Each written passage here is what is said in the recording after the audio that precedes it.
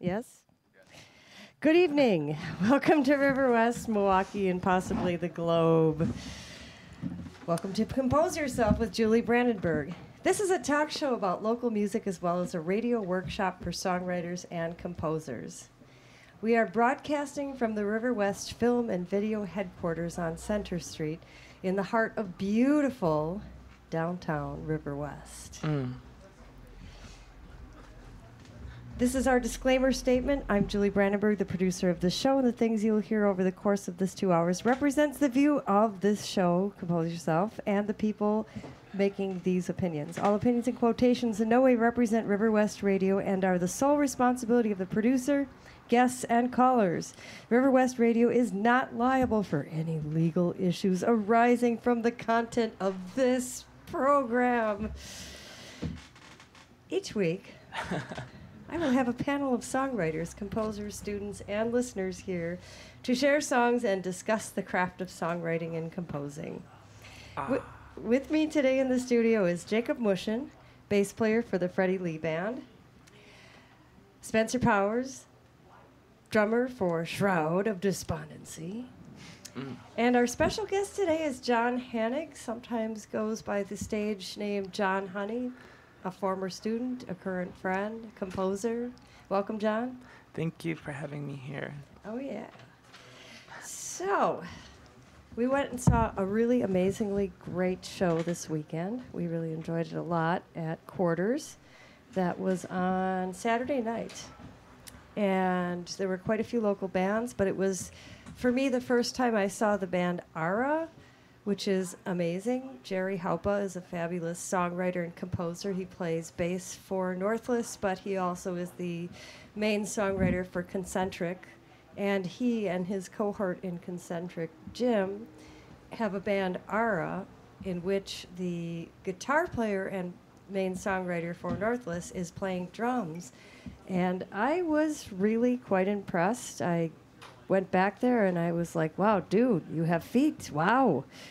Because the guy really played those drums. It was quite amazing. Yeah, Eric killed it on the drums for the whole night. It was really kind of avant-garde death metal the way they were playing it. It was very, very heavy. It was pretty fast, but it was real dissonant and very, very, very composed. It was pretty impressive, and the grooves he was keeping with his feet were pretty unbelievable. Blast beats just with his feet, and then holding weird time signatures with his hands. Yeah, I was very surprised. I mean, I knew he could play, but I'd never seen him play.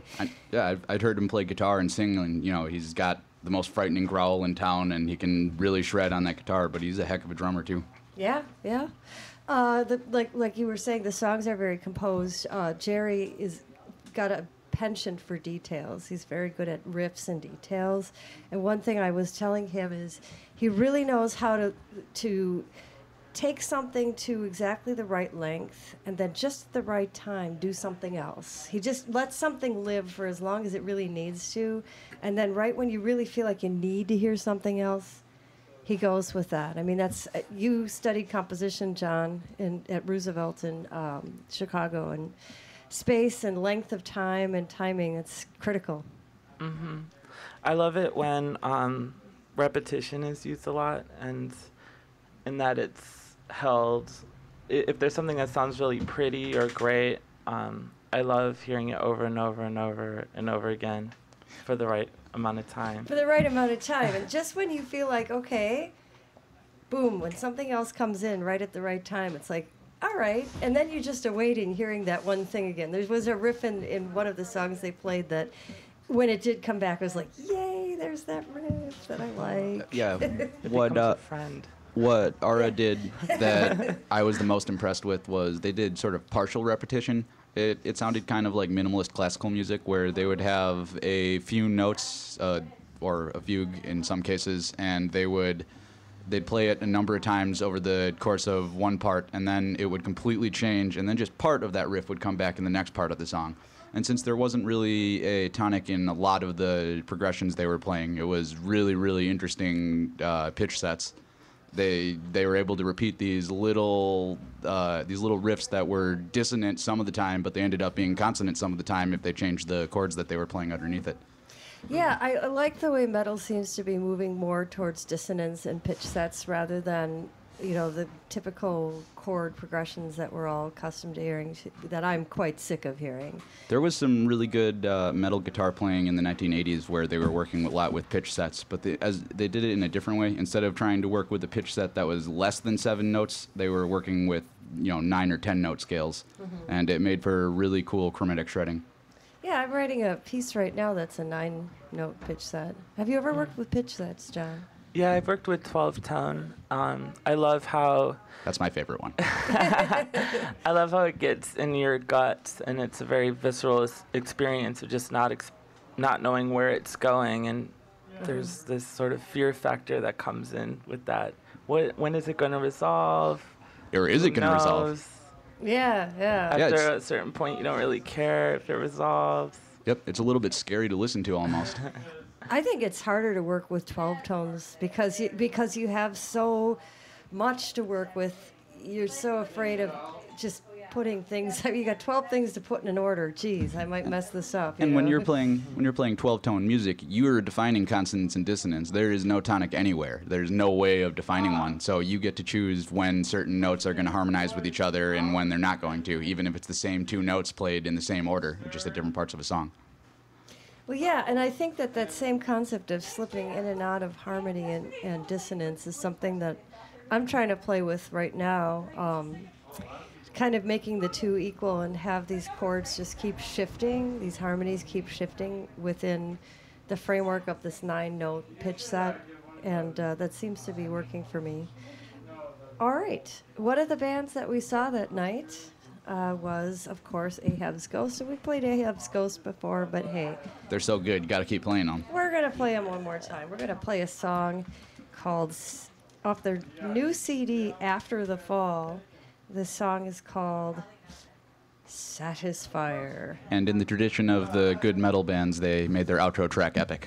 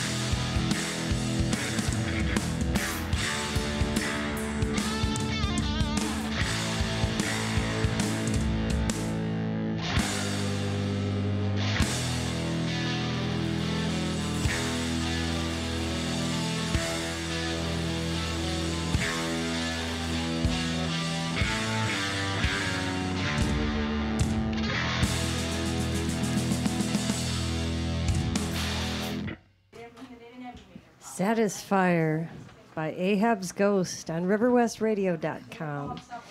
You were right about that outro, Jacob. Yeah, I know. They've been good at that. The last track on all of the CDs, EPs, etc. I've listened to there. That last track always leaves you wanting more. They're good at it.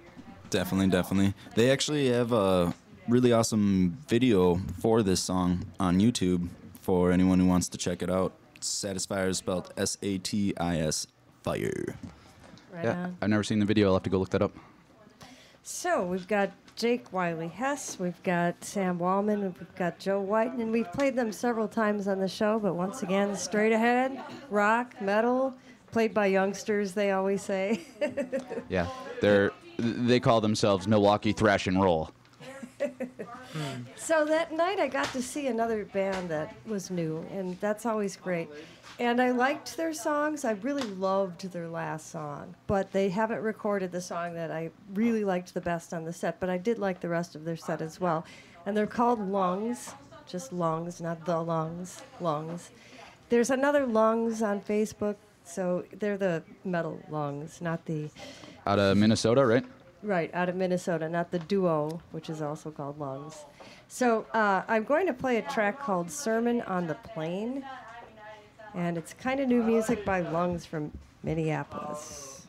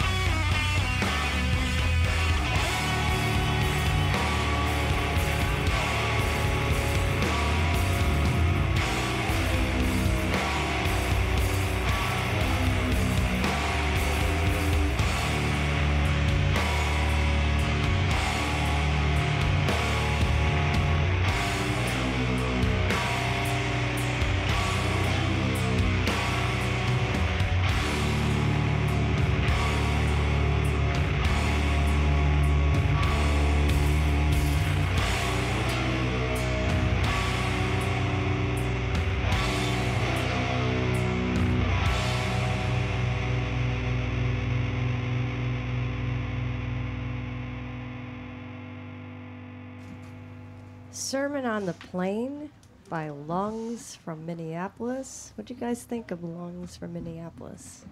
Pretty darn heavy. That was pretty doomed out, like real, I don't know, just real heavy. Yeah, I would almost go as far as calling that sludge music. It was really like just the tones and textures they were going for was just gross. You know, Pretty grimy. I need a shower now. And then it got like romantic, like out of the sludge, Yeah. pulled this Yeah. like candlelit dinner. About halfway into the song, they switched time signatures from 4/4 into 3/4. You know, halfway into it, and then they slowly went into this like sort of this really beautiful little guitar breakdown for a while. Yeah, that was a Romantic dinner in the middle of sludge. I Yeah. kind of like that. But there was a part of it where they went traditional thrash. There was a breakdown in the middle of it that reminded me of early '80s Megadeth song. like with the guitar solo, you mean? No, it was right before the guitar solo part happened. This one groove they were doing reminded me of the song Lucretia. Ah, It was there you just go. This, the drums were exactly the same, and the bass was pretty much the same. And the guitar was just doing. Yeah, well, he's not Marty Friedman. What do you expect? But Hey, you know. but it was really well done. Definitely. I really like this song. And I like the fact that it's 7 minutes of many moods, as we were just saying. And I like it. I really liked their last song because I can see that they really do want to mix it up and they're trying to reflect a lot of things. On this song, I felt like they were using a lot of the typical tools. Like if I wanted to sound like a romantic dinner, then I play these nice acoustic guitars. And if I wanted to sound really, really heavy, I'll use the tritone. And there's nothing wrong with using these tools. They're tools to be used to get the desired emotional effect. It's just a little cliche. Well, it can be. I think they worked through it well enough that it didn't scream at me that way. But the song that they played, the last song on their set at Quarters, I could tell that they had done that, been there, done that, and they were moving away from that into some things that were a little less identifiable. For example, the one guitarist was playing something kind of modal, kind of almost Eastern modal, and it sounded like they had explored these tools and now wanted to expand on them and wanted to Progress a little? yeah, and progressive sounding more as Yeah, well. that's why I chose that word, yeah. Yeah, good word, because it really actually lent that flavor to it then. Yeah. They the guitar player had been working with polychords a lot, as was evident at the end of the set they played, which, as we said, we don't have a recording of. But the last two songs they did, the guy who was playing leads was doing this crazy sort of chromatic stuff, which was real progressive sounding, and the guy playing rhythm guitar was playing these, you know, it was pretty simple chord shapes, but always over a really strange bass note, and it gave it just this really evil sound. And it was very progressive, like progressive death metal sounding. The stuff they did at the end of the night, it had kind of a similar feel to what Face of Ruin was doing. Yeah. You know, this is something I talk about a lot in my composition classes. If you're on 11 for every single second of the 20-minute set you're doing, there's never a moment for the listener to compare 11 with 0 or even 11 with 8.5. And some of the people I talk to misunderstand me and think that it has to be this extreme, like what these guys are doing, which is great. I mean, again, then when they get doomy and deathy and sludgy again, it's within the context of those pretty guitars, and that adds to that contrast. But sometimes I notice, like even in the Ara, just a tiny little eighth note power stop. Just that little power stop in there is just enough to give the listener a pause, and that pause compositionally can really add power and add depth to the composition. I kind of think it adds a little bit of excitement. It's, you know, keeping you a bit on edge. Yeah, definitely, because you're not sure what they're doing. Yeah. In that type of genre, especially, sometimes it's more about what you don't play than what you do play. Mm-hmm. Absolutely. Any other comments? Good. This show is about doing just a little bit of everything. I happen to like just about any kind of music as long as it's done well. And last week, we had Marge Eisman on the show, who happens to be Jacob's mother and my friend. And she was kind enough to bestow upon us a Whiskey Bells CD. And the Freddie Lee Band has played in Door County with the Whiskey Bells more than once, and I've gone to see them numerous times. It's 3 just really beautiful girls playing beautiful country music with a lot of sense of humor and a lot of jokes, and they do the country with a little wink in their eyes. You know, it's not country pop, it's country, sassy country.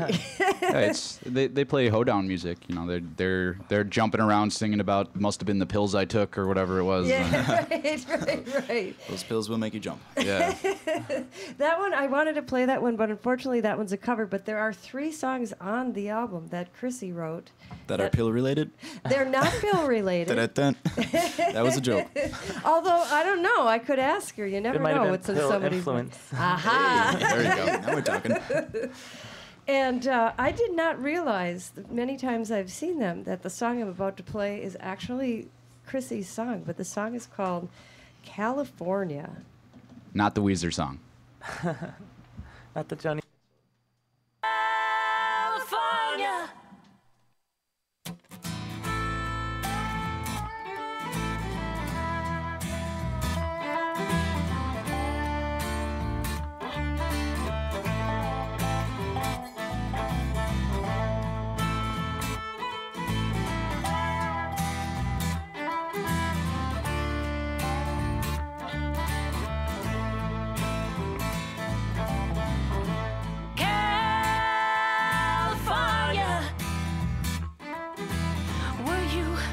Expecting me this time.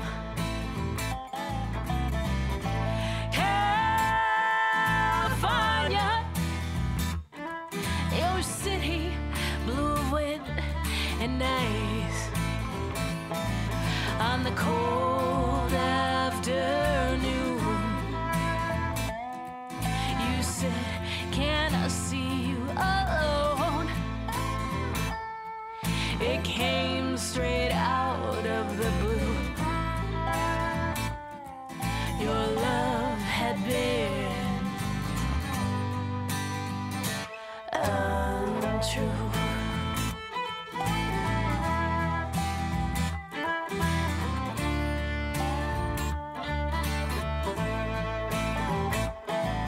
My heart, it cried for you.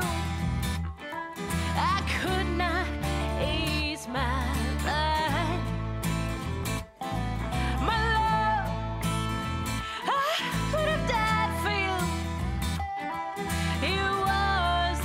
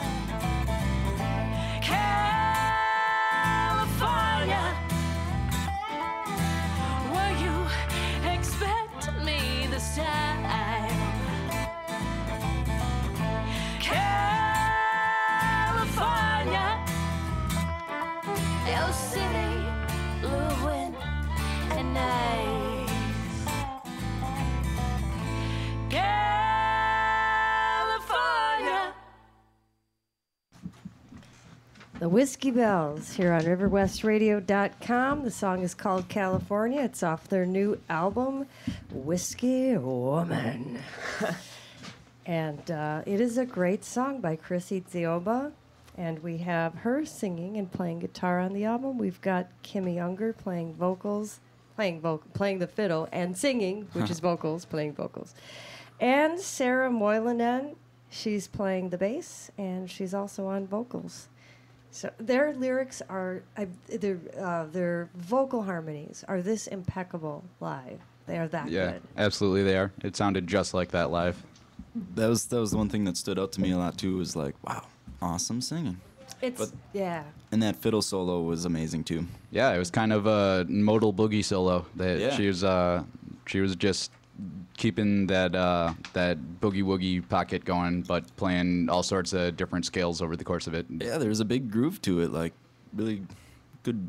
Yeah, It's hard to do that kind of music without drums. The guitar really has to be the rhythm for that. Even though there's a bass, the guitar, that acoustic guitar she was playing was the rhythm section for the whole song. was that one of those like steel string dobro guitars? Because it seemed she was bending some notes, and there was really long sustain. That was the violin actually that was doing that. Really? 'Cause Yeah, it the seemed like- guitar was just playing chords the whole time. It was just rhythm guitar. Oh wow! So the violin was playing Leads. both melody and like a little bit of that kind of whole, because it was just like bass notes and stuff. I totally thought it was the rhythm guitar too. Well, there's an electric bass if that's what you had, if you may have heard. When I've seen them play, she's always had an acoustic guitar and just been playing rhythm parts, and the leads are always on the violin. Well, that is really impressive. Are you speaking of the guitar that has the resonator in it? Because I never Yeah. saw her play a guitar like that. Yeah, that's what I meant. Yeah, because I would hear the rhythm guitar, jin, jin, jin, and then it would give this little doo type of a bend, and I Yeah, just that thought could of be it. the bass, yeah. It's I'm possible. looking on here. Your ears are quite astute, Mr. Powers. Oi. Because as I am looking at the album liner notes, it does indicate that Paul Bast played the dobro on track 6. There you go. You are an You win. astute listener. So there was just another person in the band for that song. yeah, very good. Can they Did call not themselves catch the that. Whiskey Bells with a guy in the band? Dun, dun, dun. Yeah, they got him drunk before they got him in the studio, so I think that counts. The whiskey part still holds up. Yep. The whiskey part still holds up. Yeah. Now, I'm not a big fan of country music, I'll admit it. But the reason I like them is, first of all, they have a great tongue-in-cheek sense of humor. And but they're authentically really good. And like you were saying, they have a groove. They're raw. It's like raw, but it's like polished raw. Does that make any sense? It's hard to even call this kind of country. I'd say it's strongly country influenced, or half country or whatever. But it sounded to me like kind of folky, like really old, like Appalachian Old-timey. indie music or something. Yeah, Yeah. Yeah, I agree. It's very folk music. Yeah. They're I think country music has been kind of ruined for me by those country pop stars that wear the glittery stuff and the glittery Right, cowboy 'cause hats and stuff. country music in the 60s was still folk music. It was Yeah. just it was folk music with that southern twang, whereas now country music is let's go do It's the practically electric rap slide music now. And their videos are practically rap videos too. I see. Except instead of talking about getting bitches and money, they're talking about losing bitches and money.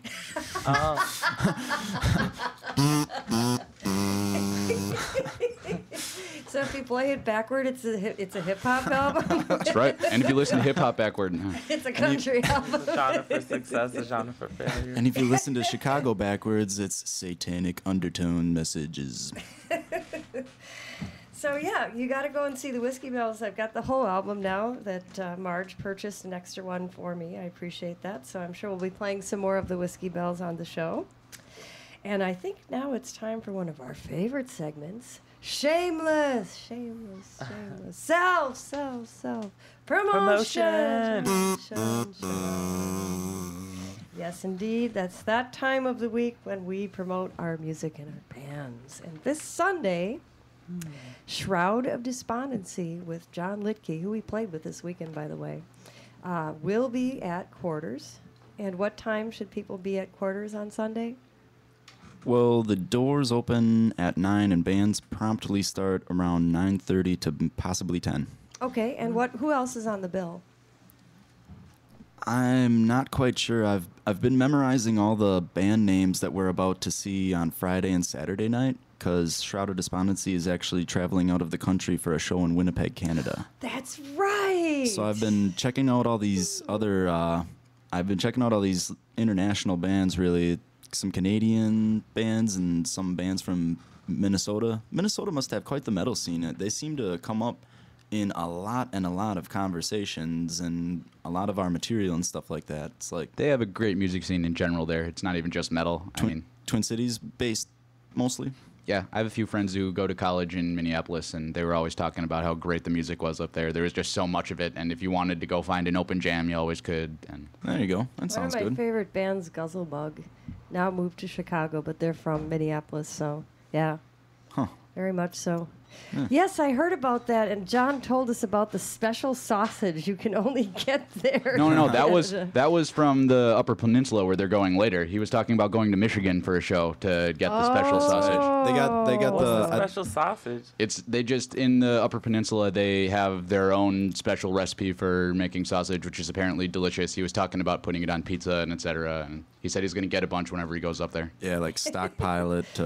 Yeah, to bring 10 coolers and Yeah. The no, and I think it's called poutine that they have in Canada. It's some sort of fries and some gravy and some stuff. Right, the fries and gravy is right. I believe the Red Dot just across the river, Bradford Street, I think. Bradford and Bartlett here in Milwaukee has some poutine. I think they even have kind of a version of it over at Stonefly too. Stonefly, okay. Yeah, That's right here Have on you Center ever Street. Had that, John? Yeah, it's delicious. Is it? They Fries with gravy. They'll make you fall asleep afterwards. they they Wow. also had a version of that at the restaurant in Shorewood, that British restaurant. I Oh, can't think that's of what it was right. called. Oh yeah, up on Oakland. Yeah, in and, Oakland and about Oakland and Kensington-ish. Yep, right by the China One or whatever. Cool. Number one Chinese. Number one. All right. Yeah. So we're going to listen to a song by Shroud of Despondency called Overshadow. Overshadow.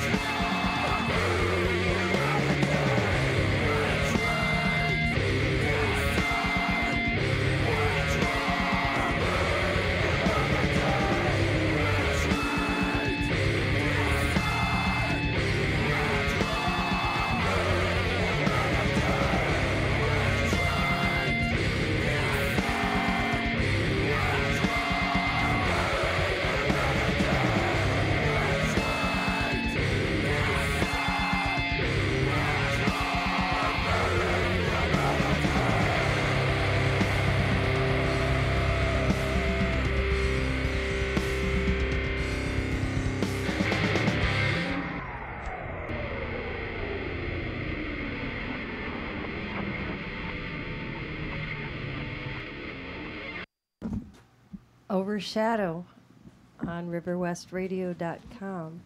And that was by Shroud of Despondency. So we're really meddling you out today. Johnny's Yeah. not a regular metal listener. However, I am very aware that Johnny's tastes are quite wide. And I'm curious to see your impression of this, since we've all heard the band before.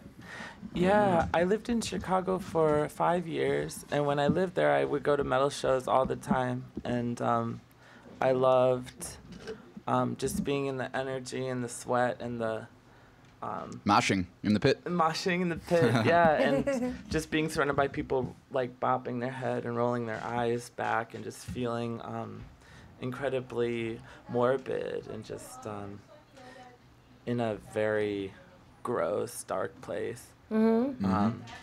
Yeah, I love when the vocal style is so angsty that you can't even understand what they're saying, and it's I especially like this vocal style because it was like it felt like he was using his whole esophagus. and he Yeah, was- diaphragm control, definitely, Uh-huh. absolutely.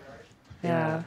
You know, in fact, at the end, it was like a choir of layers of this technique, this this kind of guttural scream kind of technique, which is not easy to do. We've talked about this many times on the show. People just who don't understand it laugh at it, and they don't realize how much control it takes and how difficult it is. But as a composer, we've heard, like, have you ever heard of Meredith Monk? And look up Meredith Monk. Johnny would like her. She's cool. She's a really cool composer. Is she? Yeah, because I know it's usually males who sing in this kind of style. Is she a female who sings in this? She style? does all kinds of vocalizations, but it's considered modern classical music, but it's really outside the box. I actually, listening to that particular song, I was actually reminded of the female vocalist. That song reminded me of an Arch Enemy album that came out in probably like 2004. Oh, and you know what? And their singer is a female. And guess whose sister that is? I- Isn't that Emily's sister? No, Arch Enemy is. No, they're no. from overseas. No, Arch Enemy I'm is thinking of Emily's sister. they're Scandinavian. Oh yeah, they are. I've seen her. She actually is. She's actually featured in the Zen of Screaming DVD too. Yeah, Zen of that's right. screaming. Yeah, there's actually Melissa Cross There's- puts out these DVDs that she does a pretty good job explaining some proper vocal techniques. She doesn't talk much about screaming though, because I think she's afraid people are going to hurt their voices and then sue her. Well, there's being able to growl in different pitches or different tones or however you want to look at it it takes a lot of control because you have to get the resonance to come from a completely different place or else you're just going to develop nodes over the course of one song. Right. What I liked about the ending too is there were these layers. I don't know if it was the same singer doing overdubs or if there's two singers in the band that are adding different pitches to the vocals. There was another singer featured on a different track, Light Words, Dark Graves, on this album, but I'm not sure if he was singing on this track. But these layers of vocals were blending with that one guitar note that came out. That really worked for me. The guitar note that It was kept trilling at the high end. pitch. What they were doing was they were playing pinch harmonics in fifths, and so the one guitar was playing the sound all the way at the top, Yeah, and yeah, then the other yeah. one he was using a similar technique, but since it was lowered a fifth, the harmonic doesn't ring out quite as well, and it's lower and crunchier. It picks up more of the effects and less of the actual tone. And you were pointing out, Spencer, right? It's like halfway through, there's this really awesome riff where there's two things going on, and they blend really well. Yeah, it's like really strange syncopation that it was like I'm not on this track. I'm not on this album. I just recently joined this band about 3 months ago maybe, and so this does not feature me at all. I had to learn all these songs recently, the entire album. So this was all fairly new to me as well, not too long ago. But yeah, the riff you're talking about really stuck out in my mind the entire time when I was learning all these songs and repeatedly listening to them and stuff like that. It's just really more groove than you would find in any like typical black metal, I felt. Yeah, it has. It really has the Scandinavian death metal sound to it. Like I said, I mean, Arch Enemy. It had parts of it where I was thinking Opeth. There was one part of it that gave me the Amon Amarth sound they're all the Scandinavian death metal scene. They keep the melody going, and it's not quite like black metal, but Yeah. it's But Yeah, there what- is the typical blasting and all that good yeah. stuff. There's and- lots of blast beats Sure. and dissonance and nasty distortion and really overdriven guitars. Yeah. But once again, I keep coming back to the same thing over and over again. It's compositional. It's compositional. Yep. If it's too much of the same thing or too much of what I've heard or too much, it's not going to hold my attention. If my attention is held the entire time. I mean, this is a 7-minute song. My attention was held the entire time. Then they're doing something musically right. Yep. Again, about timing and that whole thing. Yeah. And as a composer, see, I guess, that's why, as a composer, Johnny and I are just like, we'll listen to anything because we're listening for so many other things besides. So The what structure, if they're- right? Well, and the other thing is Johnny was pointing out, well, sure, a lot of this stuff is really doom and dark. And let's face it, we all have these thoughts and these feelings. And what's wrong with getting them out? I mean, Right. listening to the Whiskey Bells, I bob my head, I'm smiling, I'm laughing at their jokes. That's an emotion I want to explore, and I go to see them and I explore it. And then when I'm pissed off, I can all go have and bad see this days. and get go. that emotion out. We need to get Eric back here to tell us about writing angry music again. Right. So we are going to do our quiz in a minute, but this next selection is kind of a cross between our shameless self-promotion and our quiz, because this quiz is for Johnny mostly. What? I know. I love it. You're gonna love this. I think you're gonna get it. So I'm gonna play something for Johnny. The fact that it is part of shameless self-promotion gives away the fact that yes, this is me. But I want you to tell me if you recognize this. Ready? Bring it on. Right.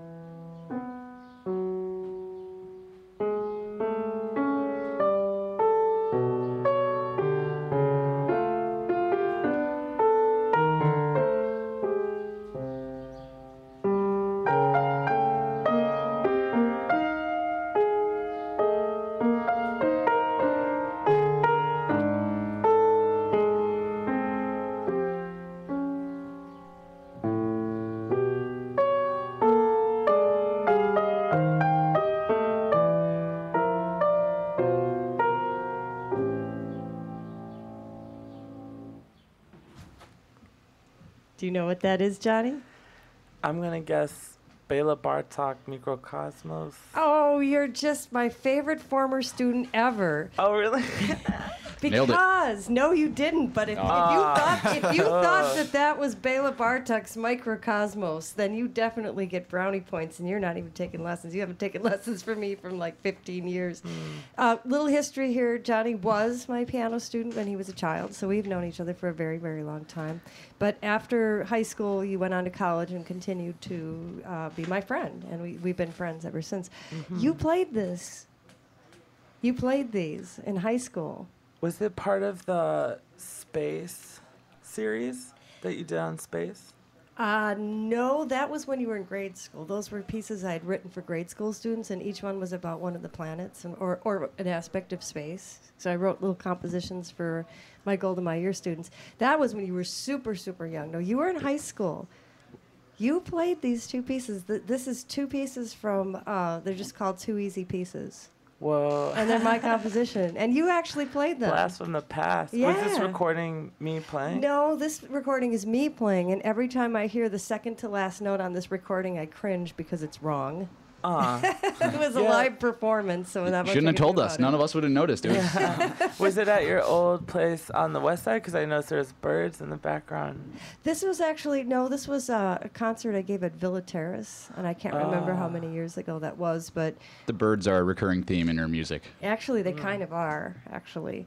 I believe this was recorded by Jeff Hamilton remotely. But yes, you actually. I wondered if you would remember all these years. You actually played this, Oh my and God. you played it very well. No, you played it very, very well. I guess I'm happier that you played it very well when you did perform it than whether or not you remember now doing it.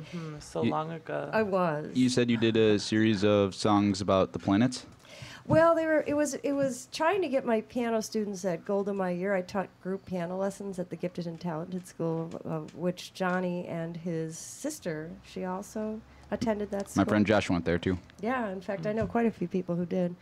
And I wanted to keep them interested, so I tried to kind of suck them in with using some synthesizer-y, spacey sounds and composing. Because when you can only play like 5 notes in the right hand and 5 notes in the left hand, and you can't even move your hands, and you can't really play hands together.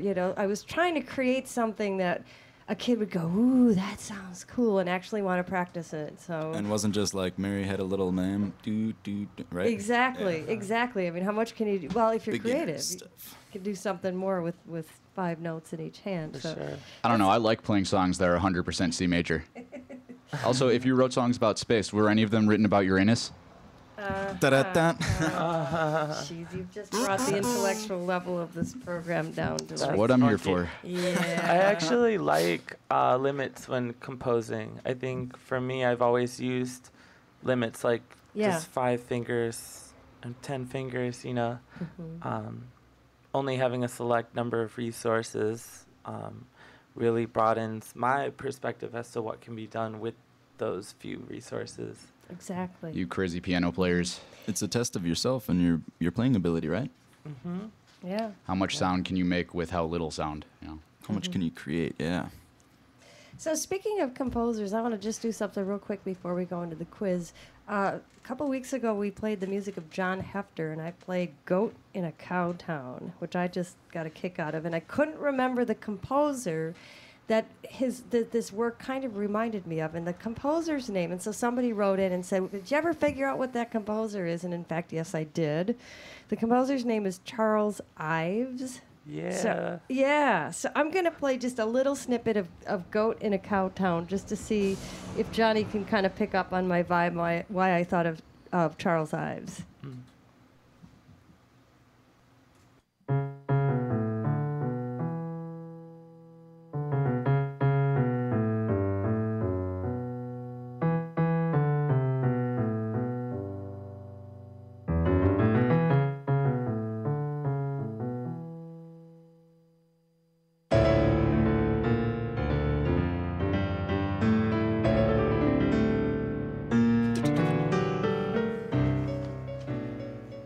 Okay.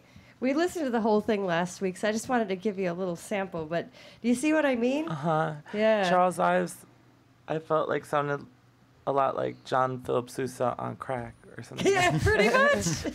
Pretty much. I just said on speed, but yeah. Well, you know where Or he got something. that from is he used to like when he went to go to school performances or churches or whatever. He liked the actual sound of people singing off key blended in with people singing on. So he would do a lot of things like that. This twisted little goat theme is just kind of reminds me of how Charles Ives would twist things around and make them dissonant or have two things going at the same time that don't match. I found in the Ives that I listened to, he made really good use of quarter tones as well, where he would have a note that didn't seem to really match any note that you were expecting. It was right in between, and it gave it this really cool sense of dissonance. But 2 quarter tones can harmonize with each other and not with any of the other notes. Yep. So I just thought I'd bring that back since somebody actually did email me about that composer, and they emailed me at TrueJules, TrueJules at yahoo.com, and you can too. You can email me there too if you have questions, comments, suggestions, want to get on the show, complaints. That's the place to reach me. I think it's about time for our little quiz. Uh-oh. Okay, so what did Def Leppard drummer Rick Allen lose in a 1984 auto accident? Raise your hand if you know. All of you know? Was it A, his eyeglasses, B, his wristwatch, or C, So what was it? 1, 2, 3. His arm. his arm? Yeah, you know, I knew you guys would all know that. I kind of knew that. They're all making fun of me. It's like, come on, Julie, that's so easy. I actually was curious who would know, because I don't know. What the hell did he do after that? Did he still play? He kept Yeah. drumming. He drummed He- with one arm on tour for probably 15 years after that. Holy cow. This is like, I actually wrote a short report about this very incident in like 8th grade when I had gotten my first drum set and I needed to write a report about something or whatever. And I found this, he had just gotten, like that was right after Pyromania blew up and they just got a bunch of money. He crashed his Ferrari, hit like straight head on into a brick wall in some foreign country, like Ireland or something like that. But I thought it was in Germany. or yeah, Germany, yeah, and it was like, and it wasn't a brick wall. It was giant boulders in like a hill, engulfed in a hill. So he pretty much just drove right into some boulders. But he played with with an insane and state of the art for 1985 set of foot pedals, and he would just like keep time with his one arm, and instead of keeping his left foot, say, on the hi-hats or something like that, he would be going all around with his different feet, keeping the bass drum going for the rhythm and whatnot, but then playing all of his accents and all of everything else Wow. on these weird pedals. That's really impressive. I always did really wonder that. I saw a video of a Def Leppard show that had to have been in the late 1980s where it looked like he had floor toms on their side like a bass drum, and he Wow. was playing pedals on them to do his fills. It was really interesting the way he was doing that. He kept that going, and well, all right, no. We could go on for hours about It's this. very interesting, but I kind of want to get on to our interview pretty soon. But I've got one more quiz question for the panel, and then I'll ask one for the audience. So where did the name Toad the Wet Sprocket come from? Do any of you know the name of the band, Toad the Wet Sprocket? I actually feel like someone was just talking about this at work like a week or two ago or something, and I'm just spacing on it because that was probably at about 3 in the morning. You have to recuse yourself, Jacob, because you already know the answer. Do you know, Johnny? I have no idea. Toad the Wet Sprocket. I don't know. Okay.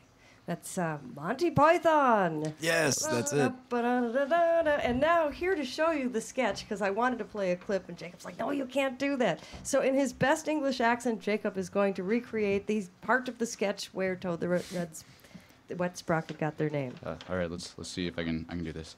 Rex Stardust, lead electric triangle with Toad the Rat Sprocket, has had to have his elbow removed following the recent successful worldwide tour of Finland.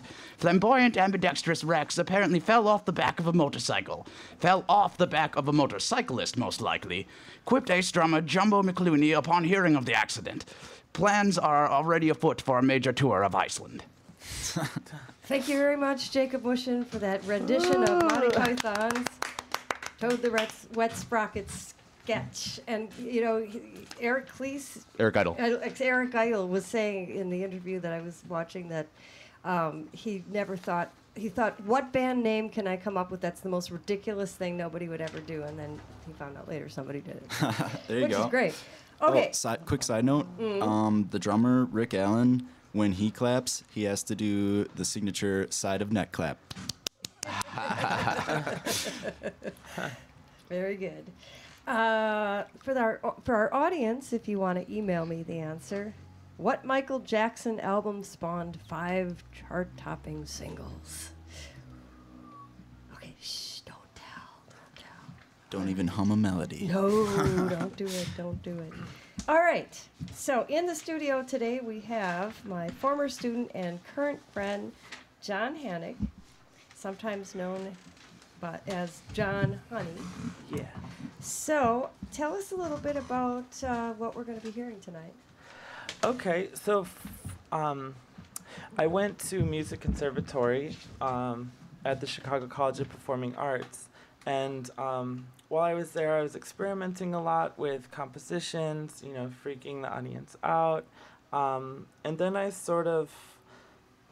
traveled the country, and I wound up in San Francisco, and there I sort of had a spiritual awakening, if you will, where I stopped writing music for a while, and it went into an incubator in my brain, and then I ended up in 2009 moving to Brazil, and there I was inspired to write an entire album of songs that really reflected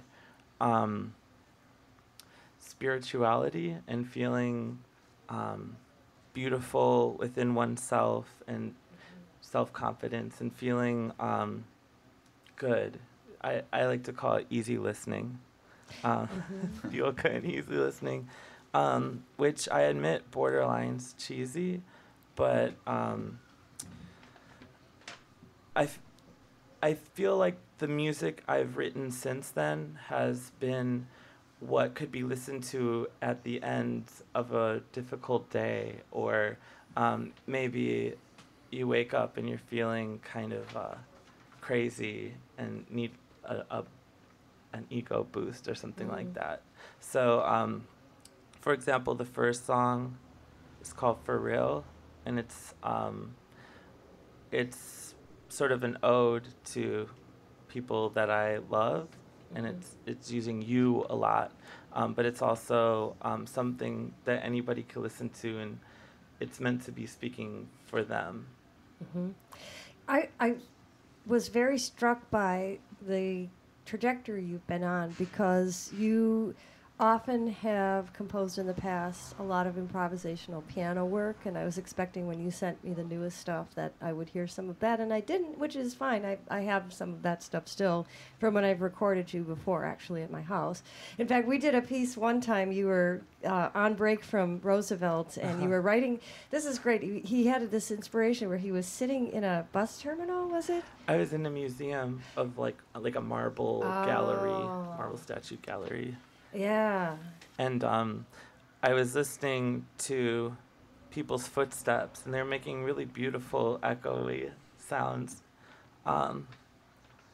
in the acoustics of The space, the yeah. space and the textures that it was bouncing off of. So I was inspired to write a piece. So he for comes. footsteps. Yeah, so he comes home for Christmas break, and he's like, "Well, Julie, you want to get together? Sure, let's do that. That sounds great." He's like, "Would you be willing to record some footsteps for me in your studio?" And I said, "Sure," because I could recreate then the reverb that he was hearing. So I went upstairs and I got like all different kinds of shoes, like was fun. platform shoes and like stiletto shoes, just because the different shoes had different sounds. And he would tell me what rhythm to record, like bump, bump, dump, bump, and I would record these rhythms. And then you just kind of took all the raw material and did a electronic kind of piece with it, or Yeah, and then I turned into a piece that was performed on stage, that there was 12 people walking across the stage at different moments and in different rhythms, like in syncopation with one another, Right. or triplets against seconds. Yes, yes. So kind of a combination of tap dance and music. Yeah. I was inspired by tap dance, definitely. Wow.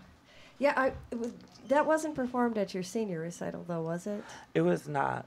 Right. It was not. That was neat. Again, what we're about to hear is a departure from that. I mean, most composers do kind of sort of experiment with a lot of things and go through different periods or phases of composition. You did a lot of performance art type stuff in that particular concert. And yeah, you're very confrontational in the sense that you're putting something out to the audience in such a way that you are asking them to check their preconceived notions at the door. Mm-hmm. And sometimes you make them a little uncomfortable, but if you can just say, let's just see what he's doing and just not try to figure it out, just let's wait and see what he's doing. Mm-hmm.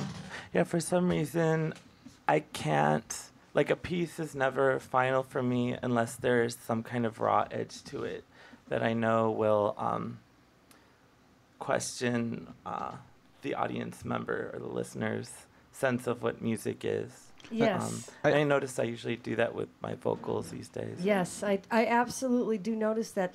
The piece we're about to hear is from that album, and all the pieces that we'll hear tonight are from the album. I call it kind of like deconstructed samba music. It's like the elements are there, but you're asking me to hear it not in a passive, I just came home from work. Maybe you might like to listen to it when you come home from work, but I think you're demanding a little more from the audience in the sense that you're not going to let me just passively listen to it, but I need to get involved and hear all the details to really appreciate it. Because a samba is usually layered ostinatos, whereas the stuff you're doing is way more avant-garde than anything like that. Right. So you just mentioned the song For Real. I'll play that. Is there anything else you want to mention, or should I just play it? Let's just play it.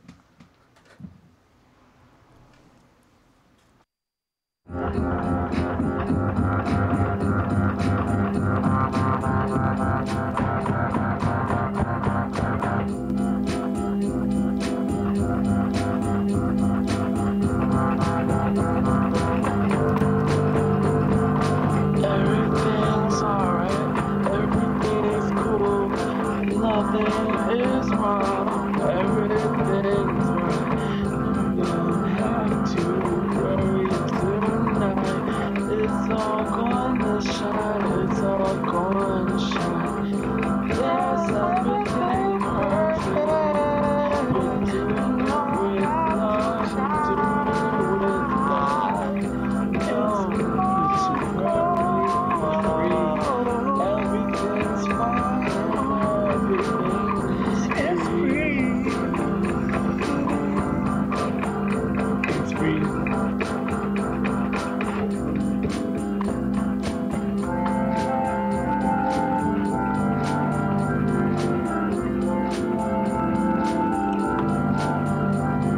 You are the very receptor, you are the very receptor, nature, the receptor of nature, the scepter of nature, you're the scepter of nature.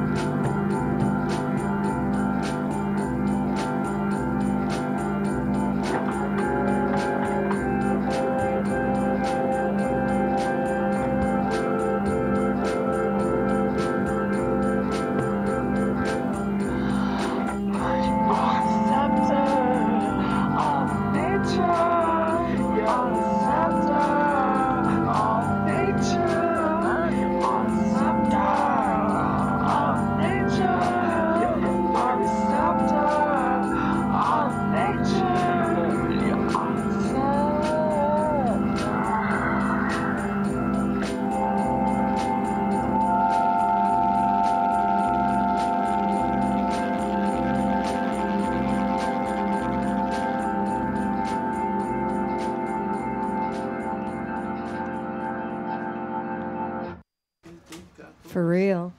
This is riverwestradio.com, and we're listening to the music of John Hannig, known as John Honey online. If you want to look up his music, that's how you can find it, right?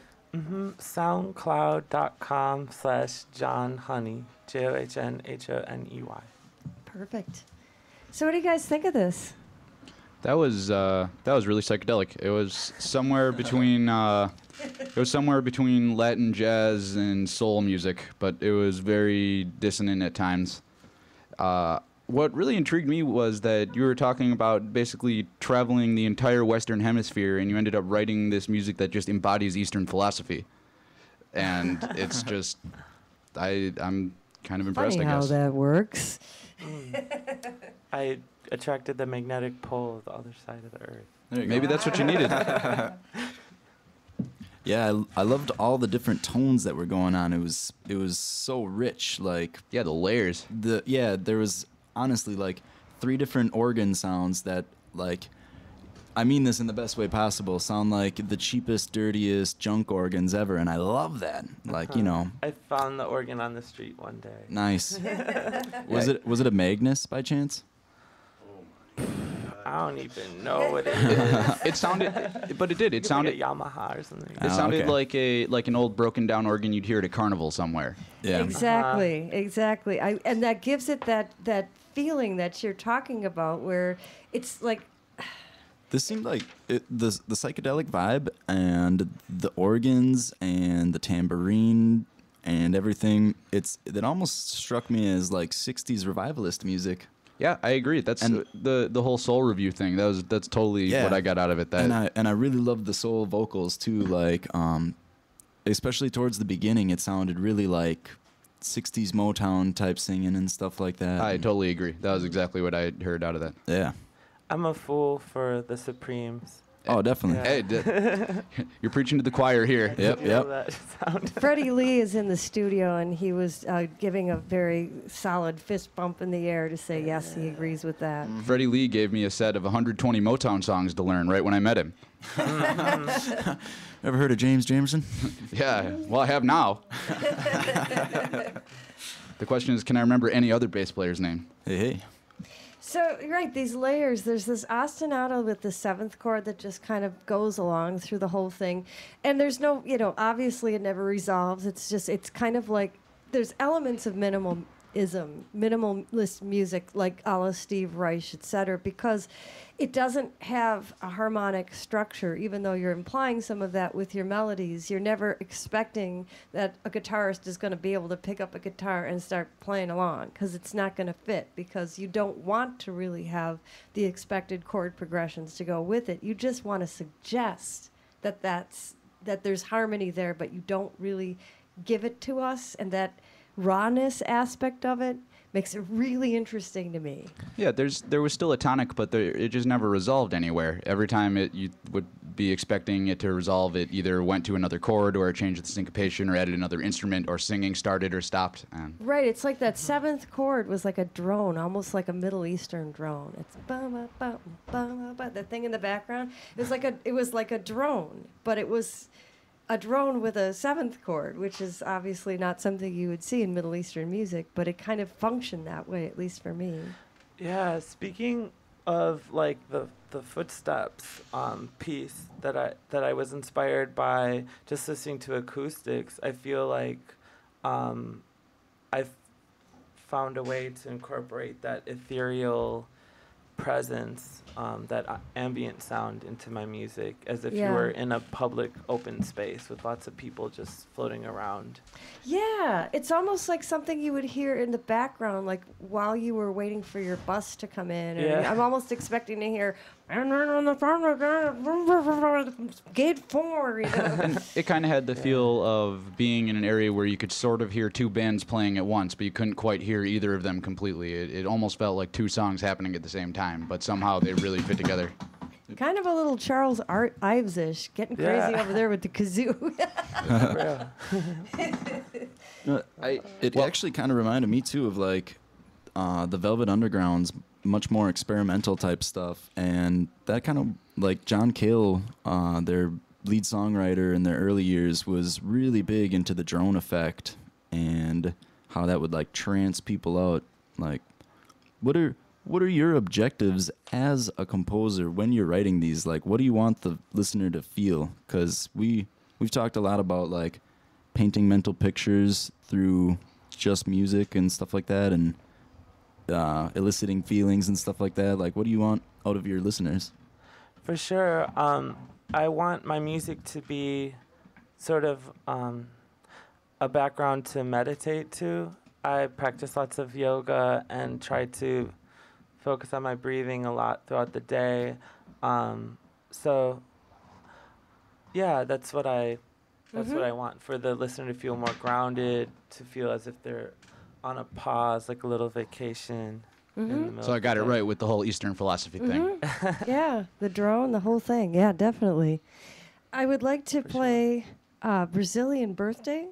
Okay, if you want. Yeah, would you like to set it up, or should I just play it?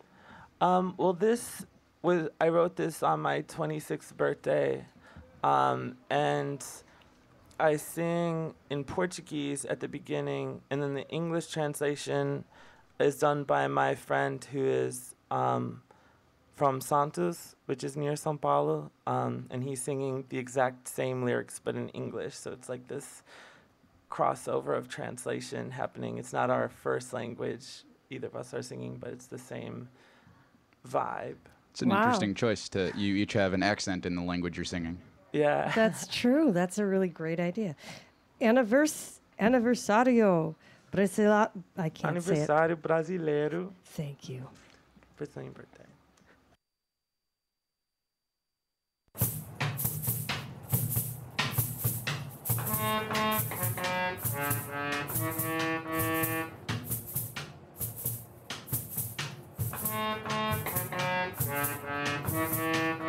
Hoje é dia da perfeição. Nada errado, nada não. Hoje é aniversário do meu amor. Você quer que eu deixe pedaço de bolo pra você? Eu sei que é brigadeiro, seu favorito sabor. As estrelas no seu brilho, cada uma compartilha o destino do futuro em suas mãos. Veja então, tem nada não, absolutamente nada, nada, nada errado não.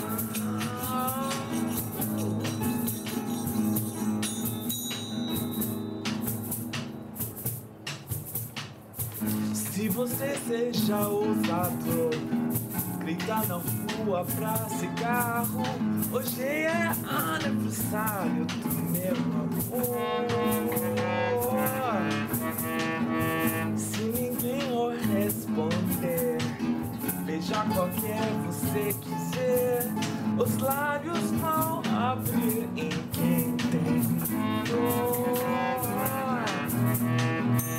As estrelas no céu brilham, cada uma compartilha o destino do futuro em suas mãos. Veja então, não tem nada não, absolutamente nada, nada, nada, nada, nada errado não.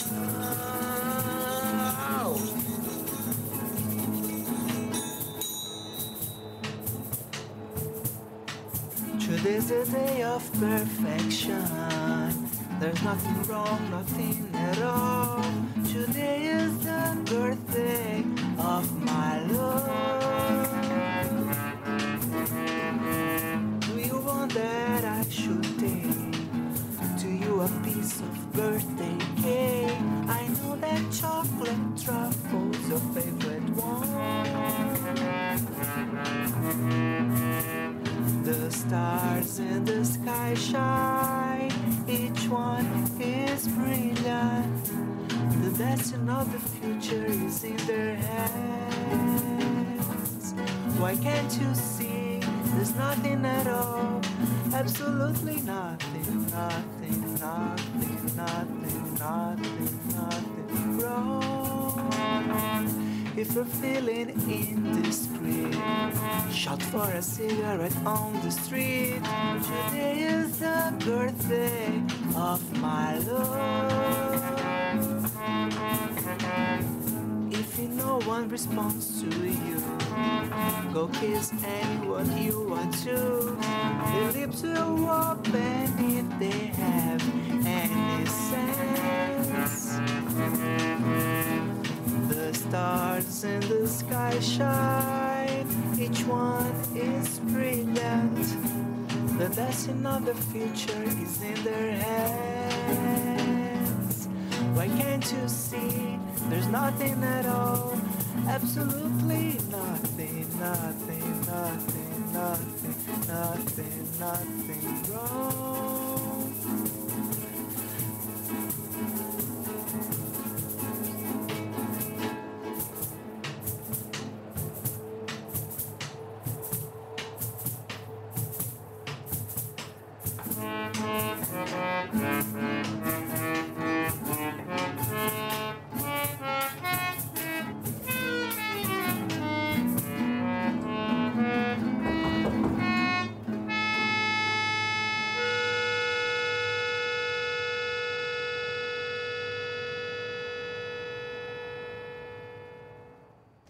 RiverWestRadio.com. That was Brazilian Birthday by John Honey, which you can get on SoundCloud.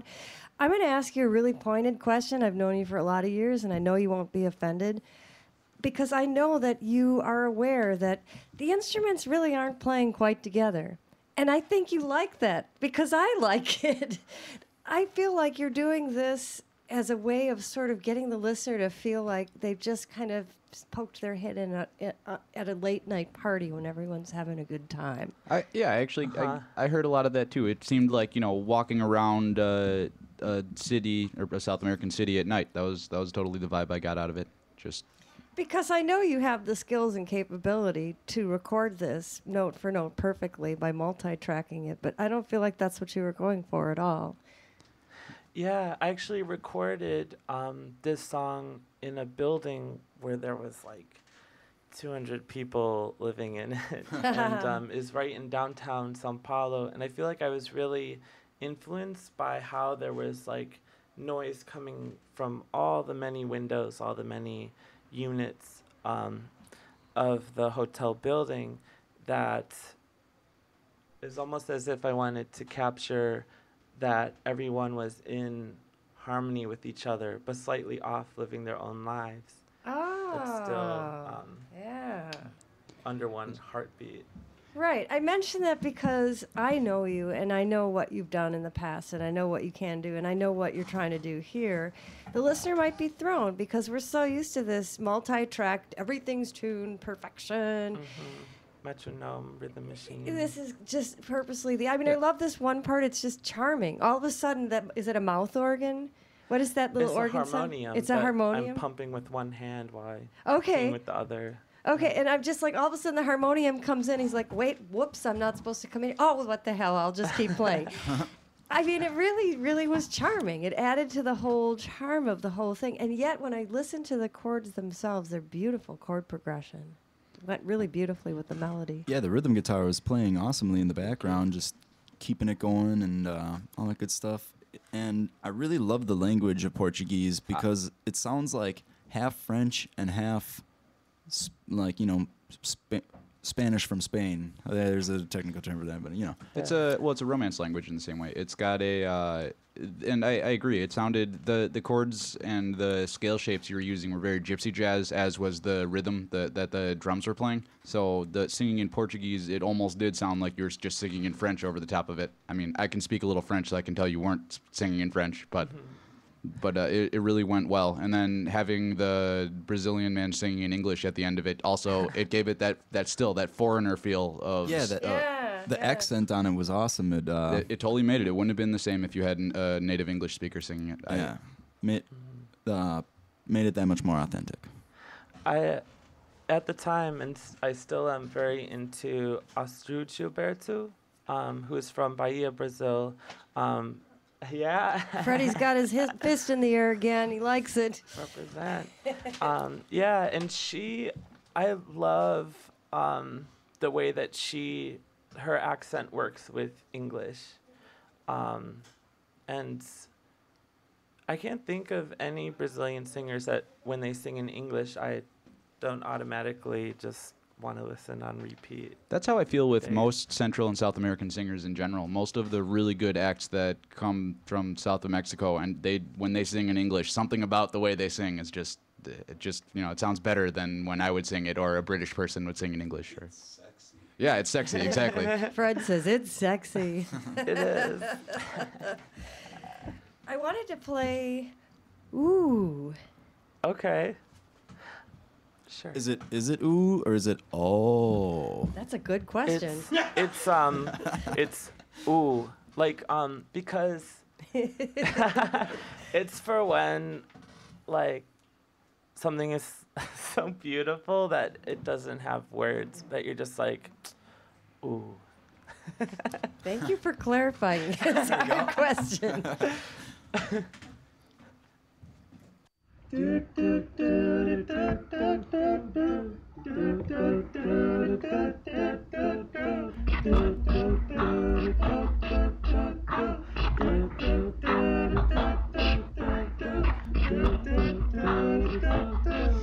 I'm like a rainstorm passing with clouds. I'm like a rainstorm passing with clouds. I'm like a rainstorm passing with clouds. I'm like a rainstorm passing with clouds. But the only thing that doesn't go away, but the only thing that doesn't go away is the sky.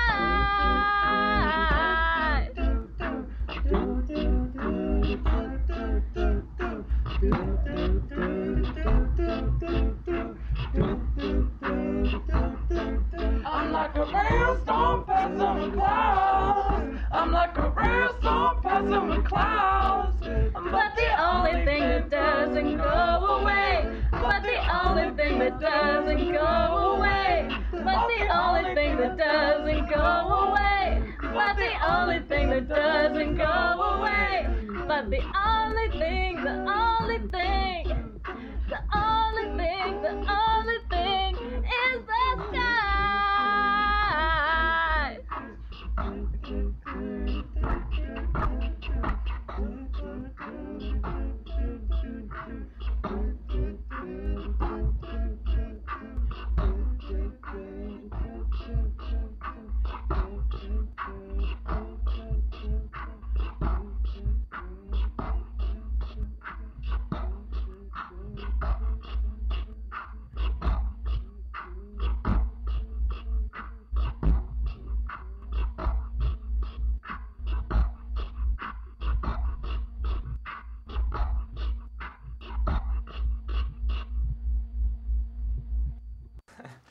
Ooh. Ooh. On riverwestradio.com, the music of John Honey. Tell us about this. Well, I forgot to mention that my friend Jackie Swan sung the refrain. And, well, she's somebody that almost every Sunday as a weekly ritual we do karaoke together to get excess energy of the week out and to prepare for the week to come. But this I actually wrote for my friend Sakai, who was going through a very interesting moment of his life where all these things were happening to him at once, including the passing of his mother. And I just wanted to write a song for him that would maybe give him a little extra boost. Yeah, help him get through it a little bit.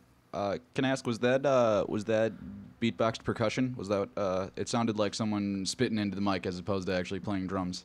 Yeah, that was all vocal.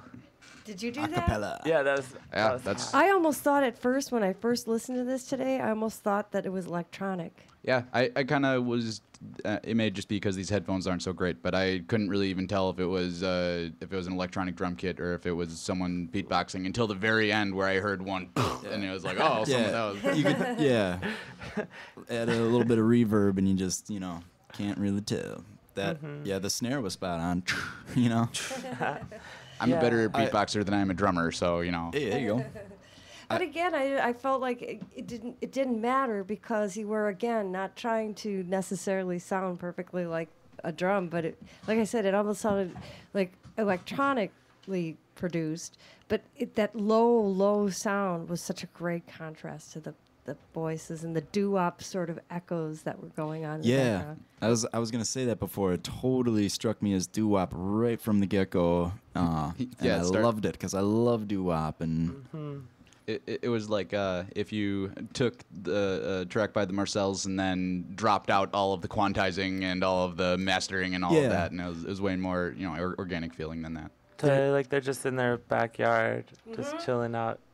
yeah, like I swear, right at the beginning when they started with the doot doos, I totally thought it was this different song that I'd heard before. It might be a Marcel song or something like that, but like Yeah, doot doot doot doot doot doot doot doot doot doot, and and then it repeats and stuff, and yeah.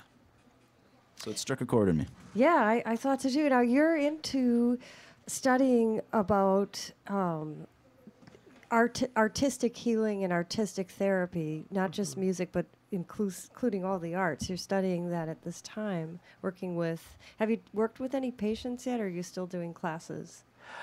So far, I've been working with children. I've been co-facilitating groups for kids where we do a number of activities in many different arts modalities. I try to do music as much as possible. Music, I found, is the most difficult for us to control. Turns into headaches, head-splitting chaos before long. But yeah, there's a certain element to receiving the gift of a homemade piece of art that is very healing. I was thinking of that very thing when you told me you wrote this to soothe somebody. I bet it worked. Yeah, and it can be used for so many other people, just to move stagnant energy in a direction of positivity. Yeah. you're just trying to capture a feeling. It doesn't necessarily have to relate to one person's life in particular. Yeah, totally. And I feel like that's why I've really stopped caring about like the quality of my sound recordings, because I'm really just going for an emotion and not so much like technical perfection. You've Yeah. put back what's been auto-tuned and quantized and tuned and reprocessed and processed. You put all that back. You That- leave it in.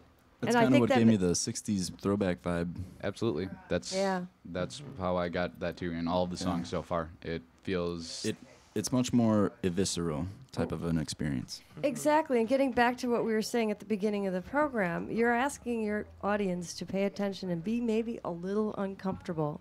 And I think some people might be uncomfortable with this because you are asking them to just feel this musical collage that you're creating and not necessarily have to start criticizing performance or discussing performance like the other one. I felt like I walked into a party and people were really having a great time, and it made me feel like I was having a great time, much more than if it was this sterile, perfect pitch, perfect quantized drums. the anxiousness of some of the music that you've played for us is really what gives it that extra touch. I've found a lot of the time the only thing that I can identify with as being an artist is that I can make people uncomfortable, and sometimes that's that's all that it takes. Yeah, like with the sludge rock, we were discussing Yeah. earlier that it's, sometimes we have bad days or, sometimes we just have really noisy days. Yeah. Well, let's do a quick quiz here. This is one of our favorites. This is the Wealth or Fame. This week you are going to select the song that the artist who made the song famous did not write. So I'm going to do this kind of quick so we can squeeze one more John Honey song in today. So, Michael Jackson, Man in the Mirror. Justin Bieber, ooh, Baby. Oh, I know they're all cringing here. I'm trying to make them I love that uncomfortable. It's a song. theme. It's working.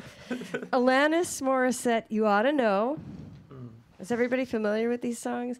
Oughta Know, that one. like You karaoke should- Outside of the favorite. Bieber Well, song, yeah, I'm familiar with all three of them. what's the Man in the Mirror one again? I'm looking at the man in the mirror. That's Is that as like much as you around can like sing. 94-ish? Oh, okay. And then Probably Frank- before that even. Frank Sinatra's I'm a fool to want you. We can only do like 8 seconds of every song, so so we kind of have to reenact them. Okay, let's kind of move this along. Jacob, what do you think? On general principle, I'm going to go with Justin Bieber because if he wrote a song that is considered to have been made famous, then I lost all of my faith in humanity. Okay, thank you very much, Spencer. I feel like Frank Sinatra did a lot of covers. I feel like I know for sure Alanis Morissette did not write that. I feel like someone told me that, or I saw that on some VH1 show many years ago. I don't know or care about Justin Bieber, so I'm going to say Michael Jackson did not write but made famous Man in the Mirror. All right, what's your guess, John? I was gonna guess that as well, Michael Jackson, just because it seems like you're trying to trick us here, Julie. Damn, these people know me too well. And in fact, you are all right. Oh, Well, gonna have I'm to not get right. much more. Well, that's true. Jacob, you dropped the ball this week. But yes, they're getting to know me. They're catching on. I have to say, part of the reason I did this one is because I was crestfallen when I learned that I was crestfallen about all of this, okay? I was crestfallen to learn that Michael Jackson did not write Man in the Mirror, which my friend David Salentine of Blue Sky Hour just does a killer cover of acoustically. Nope, didn't write that. That was actually written by, this is quite interesting, this is written by the same person that wrote, that co-wrote Jagged Little Pill with Alanis Morissette. Now, the reason Alanis Morissette isn't the right answer is and Justin Bieber and Frank Sinatra, is because technically they have songwriting credits on the songs. Because all three of them, more likely than anything, from my understanding, just submitted lyrics, which in the case of Justin Bieber wasn't really any great feat. But yes, Alanis Morissette also, that song was also written by the same person that wrote Man in the Mirror, but she wrote some lyrics, and so therefore she gets to have credit. Same thing with Frank, same thing with Justin. Michael. I've lost every last shred of respect because I really thought you wrote that song because it's so self-reflective.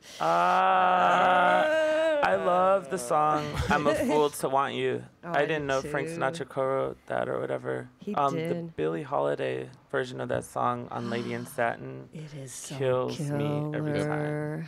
Well, we are reaching the end of another Compose Yourself with Julie Brandenburg, but I do want to go out before we'll say goodbye, and then we'll go out listening to one more song from John Honey. I was thinking of playing You Better Leave This Alone, because it's a goodbye You song. better leave this world. We better leave this world. I think You Better But Leave I'm This gonna Alone. let That's Stevie I'm Ray gonna Vaughan's let you song. pick off the list. Which one do you want us to play as we go out? Let's play that one. You better leave this world behind. You want to say anything about it before we put it on? I noticed later that the title might sound condescending, but it's actually meant to be, find the space that is, your own. That's awesome. This is riverwestradio.com. Compose Yourself with Julie Brandenburg. Better leave this world.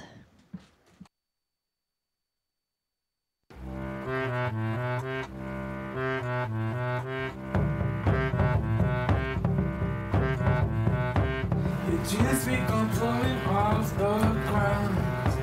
I wish your mother could see you now. You did fall into the crowd.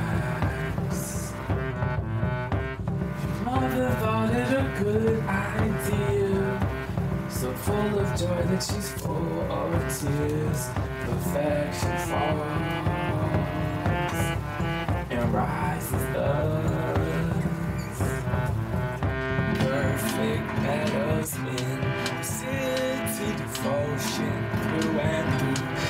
Infinity, right apples crisp with fragility the day that you were born.